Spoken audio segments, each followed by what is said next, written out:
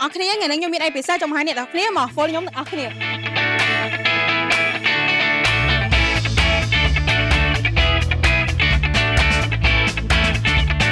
ជំរាបសួរបងថ្ងៃនេះមានអីពិសេសទេបងមិនឃើញមនុស្សច្រើនមែនទេបងអូថ្ងៃហ្នឹងមានកម្មវិធីពិសេសពីក្រុមហ៊ុន Samsung និង Sonic Co ដោយសារក្រុមហ៊ុន Sonic Co បានដាក់បង្ហាញនៅផលិតផល Samsung គ្រប់មុខសូម្បី smartphone ក៏យកមកតាំងបង្ហាញដែរហើយទៅនោះយើងក៏មាន promotion ពិសេសដែលធ្លាប់មានពីមុនមកហើយបើចង់ដឹងច្បាស់រងចាំតាមដានបន្តអូខេអរគុណបងបាទអរគុណផលិតផល Samsung នៅយុគសម័យនេះគឺជាផលិតផលដែលនាំមកនៅ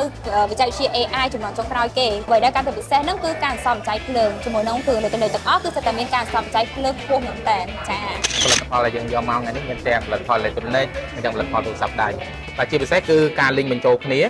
រវាងទូរស័ព្ទដៃជាមួយនឹងគ្រឿង elektronik នៅពេលដែលយើងប្រើរួមគ្នាបែបហ្នឹងវាធ្វើឲ្យយើងងាយស្រួលមែនតើក្នុងការបញ្ជាបិទបើកឬក៏បញ្ជាអ្វីផ្សេងៗទៅលើគ្រឿង elektronik ទាំងអស់តាមរយៈទូរស័ព្ទដៃថ្ងៃនេះគឺ Samsung បាននាំយកជាមួយនឹងទូរស័ព្ទដៃយកមកដាក់លក់នៅ Sensimico ថែមមួយទៀតអញ្ចឹងមិនបាច់ទៅដល់ច្រើនកន្លែងទៀតទេមកតែ Sensimico មក stop គឺមានផលិតផល Samsung ទាំងអស់មិនថាទូរស័ព្ទនិង electronic ដូច្នេះហើយទើបយើងបង្កើត event ថ្ងៃនេះ One Samsung គឺបានន័យថា Samsung តែមួយនៅ Sensimico នេះតែម្ដងងាយស្រួលខ្លាំងមែនទែនចា៎អរគុណច្រើនបងអរគុណស្ដីបងសម្រាប់ថ្ងៃពិសេសចឹងមាន promotion ឯខ្លះដែរបងចាបងសម្រាប់ថ្ងៃដែរគឺយើងមានជាមួយនឹងកម្មវិធី promotion ពិសេសរាល់អតិថិជនទាំងអស់ដែលបានអញ្ជើញមកកាន់ក្រុមហ៊ុន Sonic Co ហើយធ្វើការជឿជាមួយនឹងផលិតផល electronic ម៉ាក Samsung ដែលចំណាយទឹកប្រាក់អស់ចាប់ពី$500ឡើងទៅ